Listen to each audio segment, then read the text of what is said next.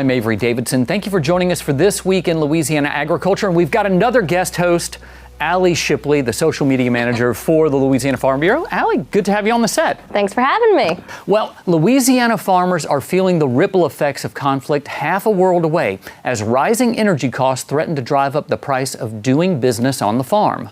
CBS News reports that agricultural pilots have seen the cost of jet fuel climb sharply in recent months, increasing the cost of aerial application that many farmers rely on to protect their crops. There are also growing concerns about fertilizer. Urea is a common corn fertilizer, and nearly half of the world's urea exports come from the Persian Gulf, where shipping disruptions have raised questions about future supplies and prices. While markets continue to shift, producers are watching closely, knowing higher fuel and fertilizer costs can have a direct impact on the cost of raising a crop.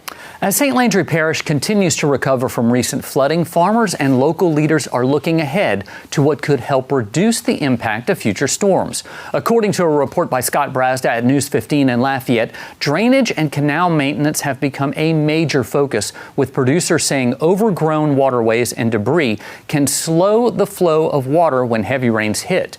Parish officials say crews worked throughout the flood to remove logs and other debris from key drainage structures, helping move water more freely. But they also say the sheer volume of water meant flooding was likely unavoidable in many areas. Louisiana Commissioner of Agriculture and Forestry, Dr. Mike Strain, says his office is gathering information from farmers and will work with the U.S. Army Corps of Engineers, parishes, and other partners to evaluate drainage improvements as recovery efforts continue. By now, you've probably seen news reports regarding Cyclospora, the parasite that's causing intestinal distress in many states across the country, including here in Louisiana. No supplier or grower has been identified as the source of the outbreak, but historically, Cyclospora cases in the U.S. have come from imported foods, notably leafy greens. The majority of cases tied to this outbreak are in the Midwest. The Centers for Disease Control says to avoid pre-cut or packaged items and buy whole produce instead. A good source of whole produce is your local farmer's market. As always, wash any produce thoroughly with warm water, but do not use soap or sanitizers on your food. Last year, a new threat emerged in sugarcane fields across Louisiana. This week, TWILA's Neil Melanson shows us how this new pest is now threatening the bottom line of sugar producers across South Louisiana. Crop consultant Turner Graham is on the hunt for a tiny pest that's causing a big problem for Louisiana sugarcane.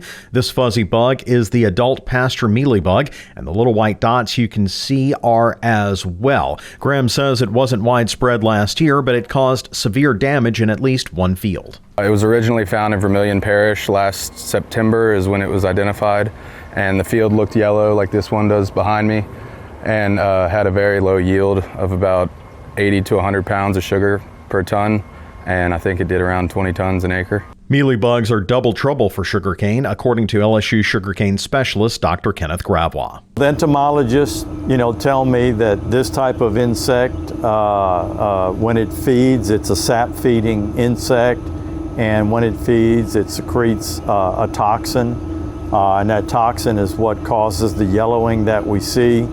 And the feeding is just taking a lot of sugars and nutrients out of the plant, and it's putting it under a physiological stress situation. Graham says despite finding it just last year, the industry has sprung into action to try to contain it.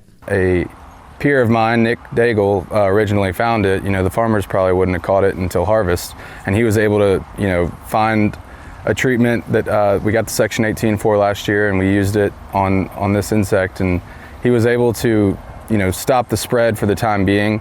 Imidacloprid, better known as Admire Pro, is having some effect on the bug, but it doesn't come cheaply. Originally we had Admire Pro, which I'd heard about $14 to $16 an acre, and that was before the plain cost, which is roughly $8 to $12 an acre depending on how you fly it. They've got or old crop dusters that we've used for a while, as well as these new drones that are doing more precision spraying, but they tend to cost a little bit more. Graham says they expect 3 to 5 applications to control mealybug. Given how new it is, they can't be sure, however. In the meantime, Gravois says research is underway. We're not just stopping there. The scientists are conducting insecticide trials, looking at different combinations of different insecticides that we haven't used yet. Graham says physically stopping the spread is important, such as being careful with transporting hay. We need to be aware that it does travel on equipment, clothing,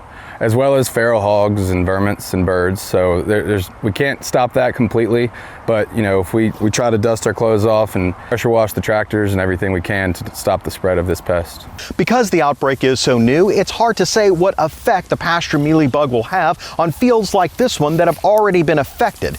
But with vigilance from farmers, crop consultants, and researchers, it's hopefully one that will be contained soon.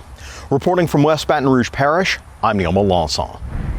In addition to sugarcane, the pasture mealybug is a threat to actual pastures, and according to the LSU AgCenter, has the potential to cause hundreds of millions of dollars in forage losses. New threats to sugarcane, like the pasture mealybug, show the importance of research to protect this $4 billion a year industry. That's why the LSU AgCenter hosts an annual field day at the Sugarcane Research Station in St. Gabriel.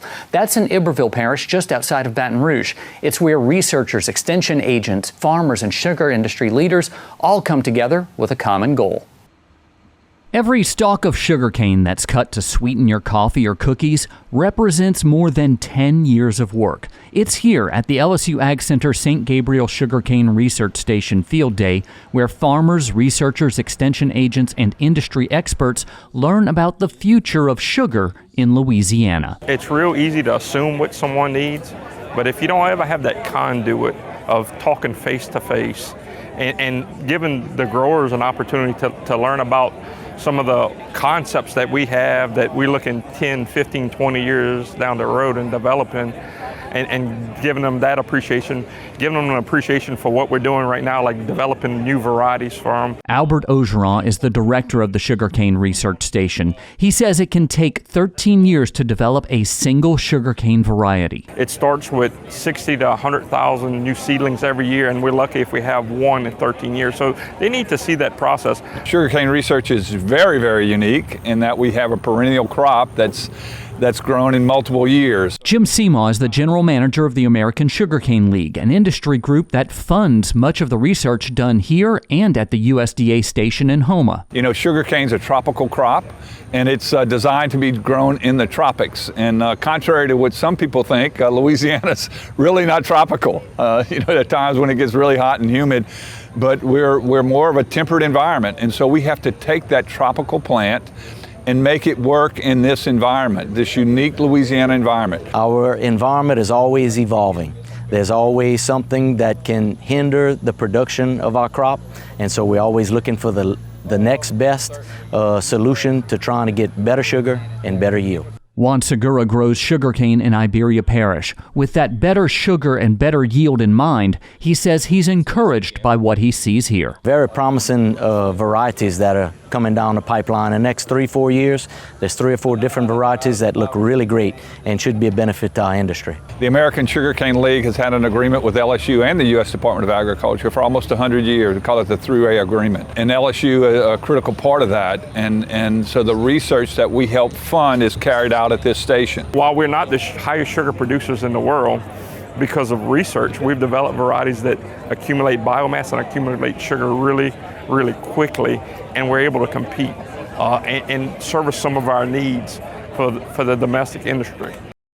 I'm told by the folks you just saw there that this year's sugarcane crop is looking good. Harvest is expected to begin near the end of September. A new report from the LSU AgCenter highlights a promising new tool in the fight against the New World screwworm, which has not been detected in Louisiana. LSU AgCenter researchers have received a nearly $700,000 USDA grant to develop a biological control method that would work alongside the sterile insect technique used to keep the livestock pest in check. The research focuses on engineering naturally occurring microbes that can produce molecules designed to target and kill female screwworms, making existing control programs more efficient. The AgCenter says the project could help strengthen the nation's preparedness against future outbreaks while protecting the long-term health of the livestock industry in Louisiana and across the country. A new audit suggests some New Orleans restaurants may not be serving the Louisiana shrimp they claim to be serving. CD Consulting tested shrimp dishes at 44 restaurants and found 11 were serving imported shrimp. According to the company, 9 of those restaurants misrepresented the origin of their shrimp either by listing it as Gulf or Louisiana shrimp on the menu or telling customers it was domestic when genetic testing showed otherwise. The findings mark an increase from a similar audit last year. Louisiana law now prohibits mixing imported shrimp with domestic shrimp, and CD Consulting says its DNA-based testing can determine whether the shrimp came from species not found in U.S. waters. Children under 15 cannot drive, but they can ride ATVs. Now, because you don't need a license to ride, a lot of them ride without following the proper safety rules. Louisiana 4-H put on a number of safety classes to get kids riding, having fun, and making sure they do it safely. TWILA's Josh Meeks tagged along for one of those courses to see what it was all about. Being safe means following the rules. That means going step by step through protection, preparation, and inspection before you do something dangerous. For these kids in Port Allen, it means having the right gear and knowing how these ATVs work. Once the instructions are given and the kids learn the controls, it's time to start the engines. Milford Robertson watches from the stands. His son Mickey recently showed interest in getting a four-wheeler, and Milford wants to make sure he's smart with it. Well, once we saw that it was something to do and learn, he's never ridden anything. He has the carts, no motors. So this was the best way, the best entry point, yeah. Milford says he took a motorcycle course a few years back, noting the confidence earned during this training is great for a kid. He's definitely picking up. I see a lot of kids have their quirks. You can tell some of them ridden before, but I like the class because they actually have enough instructors where they can actually be a little hands-on. After a few rides around the course, riders switch to doing figure eights. It can lead to a few fender benders, but it teaches them to be aware of their surroundings. Jennifer Gothard is the Injury Prevention and Outreach Coordinator for Our Lady of the Lake Children's Hospital. She teaches this course because she's seen too many children come to the hospital with injuries from not knowing how to properly ride. We are seeing children, especially our pediatric population, getting injured and even killed in these crashes. We had 10 children killed in the state of Louisiana last year. And because of these incidences, we are creating programming like you're seeing out here today. She knows the culture in South Louisiana. Dad or uncle has a big four-wheeler, and since it's not on the road, parents might think it's safe. But if the rider doesn't know the proper techniques, things can turn bad fast. You know, parents a lot of times buy these big four-wheelers so these kids can grow into them, but they're actually doing them a disservice because they never learn how to properly control that little small four-wheeler from the beginning. And it's important to note that even if it's just a short trip down the road, riding an ATV in the street is not only dangerous, but illegal as well. Now, this course is a great prelude to driver's ed. The same skills that they learn for ATVs can eventually apply to cars as well. And guys, this is a program that's over now for the summer, but the state just recently launched a task force that will look into doing more things like this. So make sure you follow twilatv.org to see if there's going to be any more of these. Well, I know that Matt Sergo here at Louisiana Farm Bureau in the safety department is looking into becoming one of the instructors for this, but I know y'all talked about it beforehand because this is actually personal for you. It is. My dad died in a motorcycle crash, as you know, and he took a similar safety course, and it just goes to show you that a small mistake can turn into a big problem. But the better you are trained, the better you can react to things out in the field. Well, we still think very highly of Kevin Meeks and you as well, Josh. Thank you very much. Well, still to come on TWILA, Louisiana's rice crop is getting a boost thanks to 2 new varieties, but as harvest is underway, a new invasive pest threatens some crops. And later, we'll introduce you to the one farmer who's allowed to wear a crown. Stay with us. You're watching This Week in Louisiana Agriculture, the only TV show bringing Louisiana farmers and consumers together every week.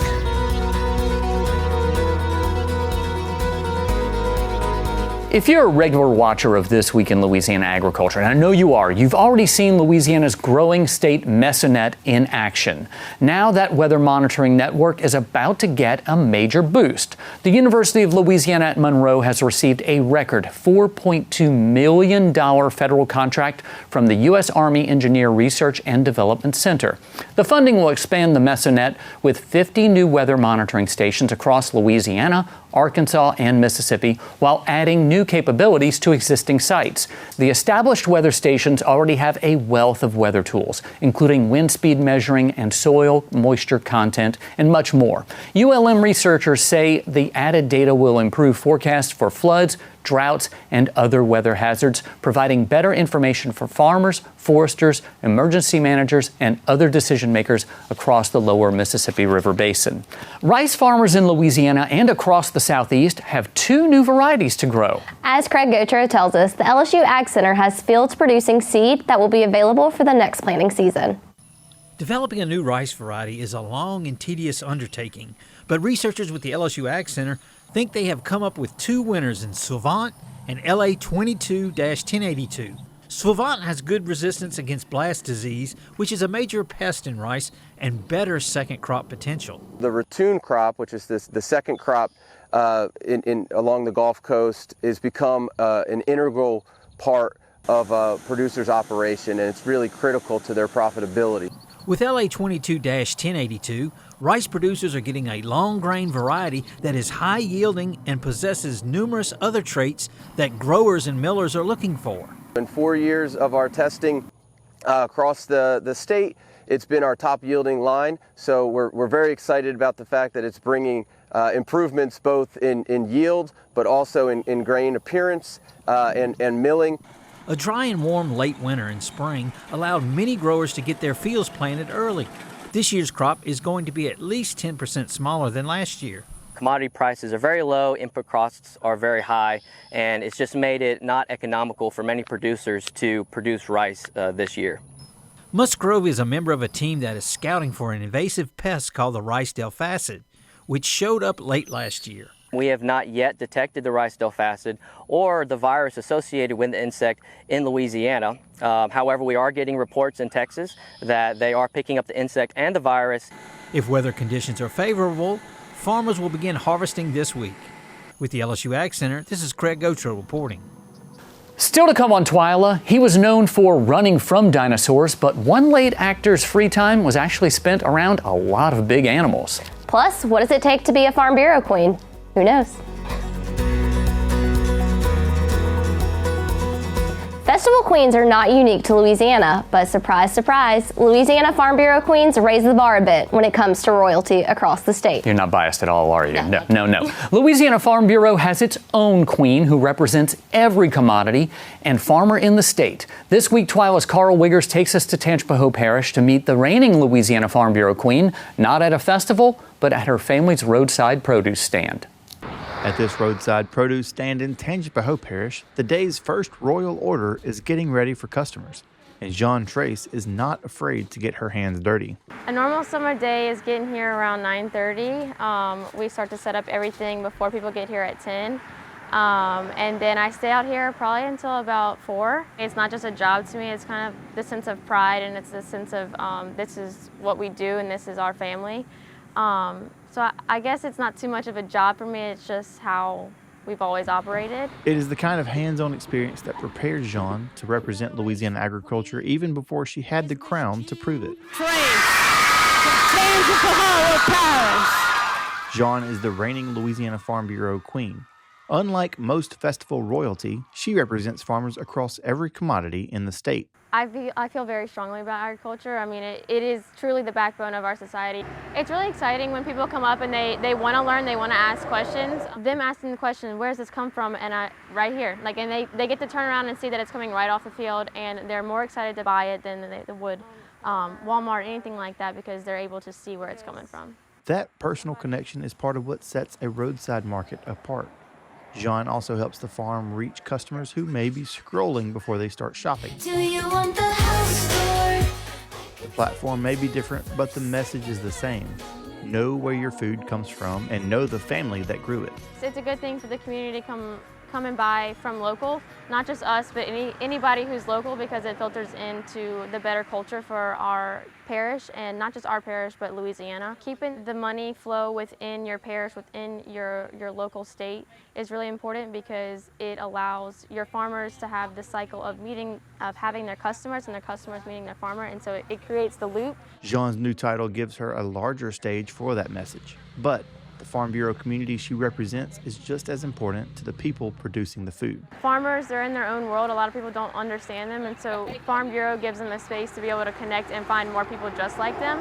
There's also, I feel like, smaller farmers who don't quite have anybody who understands them and understands why they want to start doing what they want to do can get into Farm Bureau and have the guidance and have the community at Farm Bureau. For now, she has a statewide crown and a hometown job to do, because before Jean Treas represents Louisiana agriculture on the stage, she represents it right here, one customer, one crop, one workday at a time.